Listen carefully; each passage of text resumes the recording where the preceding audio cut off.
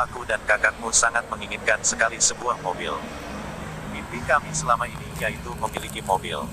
Tapi kondisi finansial keluarga kami tidak mengizinkan kami membeli mobil. Keluarga kalian ini malah membeli 2 mobil, bagaimana kalau memberikan 1 mobil saja untuk kami gunakan? Nobu akhirnya buka mulut.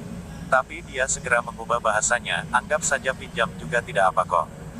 Nanti kalau 2 anak kami ini sudah puas mengendarainya, kami akan mengembalikannya padamu. Anak pertama kami sampai selesai kuliah masih belum pernah sekalipun menyentuh mobil. Iya benar, pinjami saja ke kami juga boleh kok, kata Liani sambil tersenyum. Mereka juga tahu mobil yang harganya ratusan juta, mana mungkin seenaknya diberikan kepada orang lain.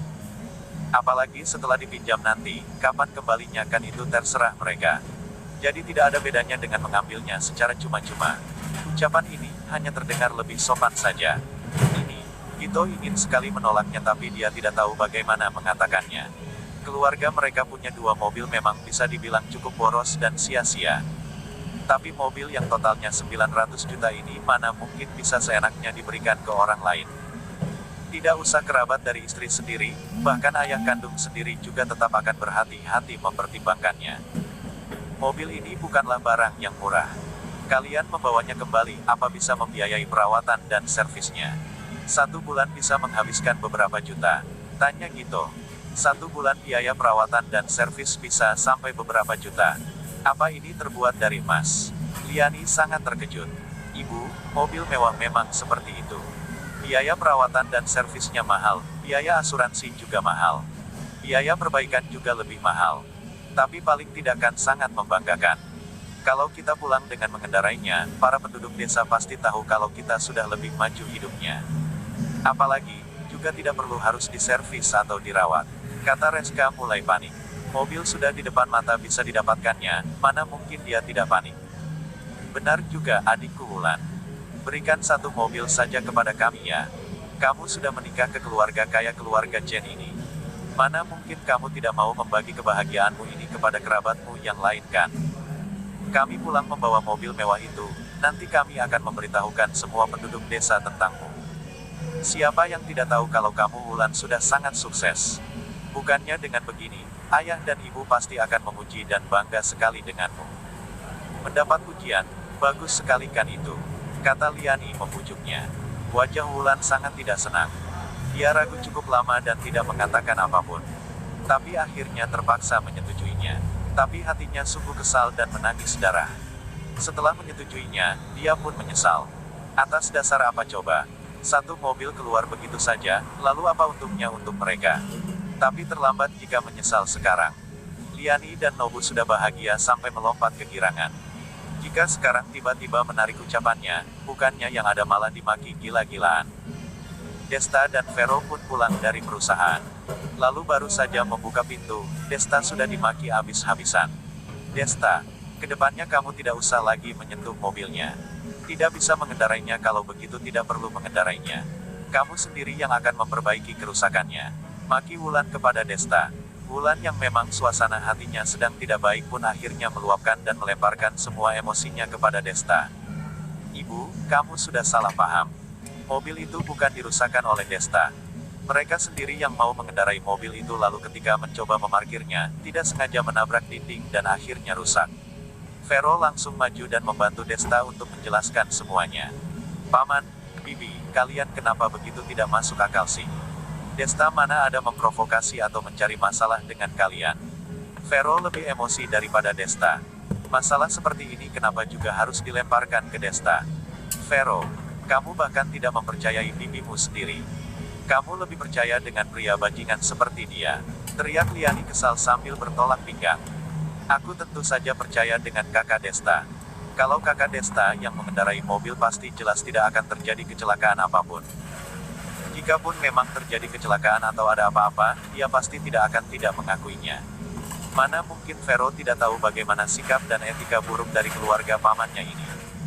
Sudahlah, cukup bicaranya kalian. Gito menghela napas. Ini sedang apa sih? Kedepannya tidak usah menyuruh pria membawa malapetaka ini mengendarai mobilnya.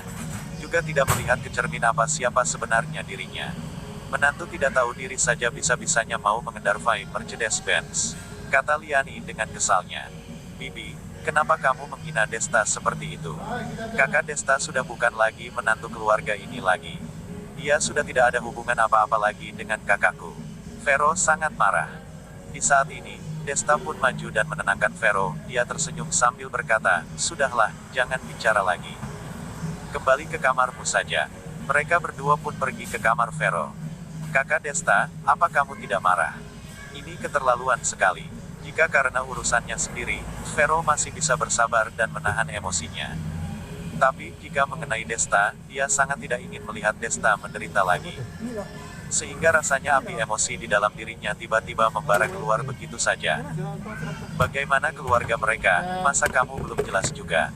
Jika bertengkar maupun berdebat dengan mereka maka pada akhirnya emosi negatif bukannya malah kita yang menerimanya. Marah-marah dan ribut sebesar itu, tidak ada keharusan kan? Kata Desta sambil memegang tangan ramping Vero mencoba menenangkan dan menghiburnya.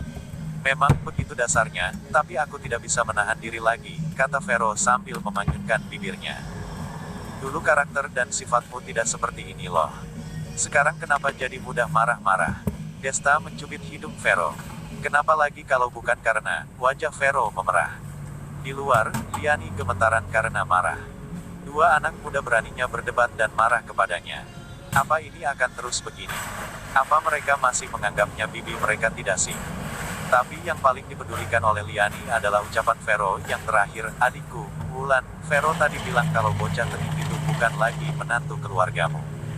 Ada apa sebenarnya? Jika bukan menantu lalu kenapa masih tinggal di rumahmu?" "Iya benar, melihatnya saja rasanya emosi. Kenapa masih tidak segera mengusirnya?" kata Reska dan Reski segera menimpali. "Dia memang sekarang bukan lagi menantu dari keluarga Chen kami. Beberapa hari yang lalu Vina dan dia sudah membatalkan perjanjian pernikahan mereka.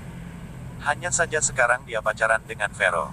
Jadi kami juga tidak bisa apa-apa," kata Gito mengangkat pundaknya. Dia tidak mengatakan mengenai lotre. Masalah ini terlalu memalukan. "Apa? Ternyata ada hal seperti ini terjadi. Bukankah ini namanya kalian mencelakai Vero?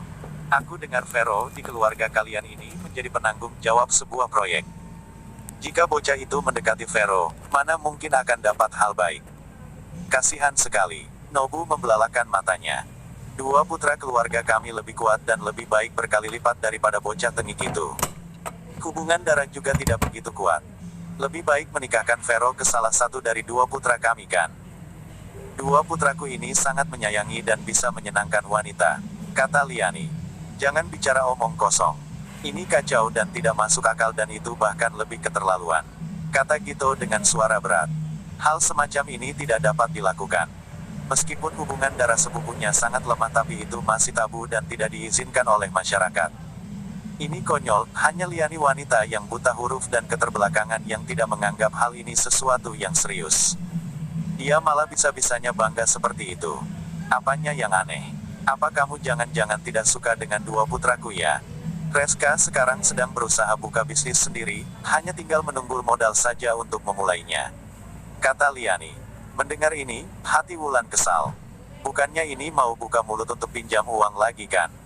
Dalam lebih dari 10 tahun terakhir, sudah ratusan juta pinjaman yang sampai sekarang tidak tahu akhirnya di mana.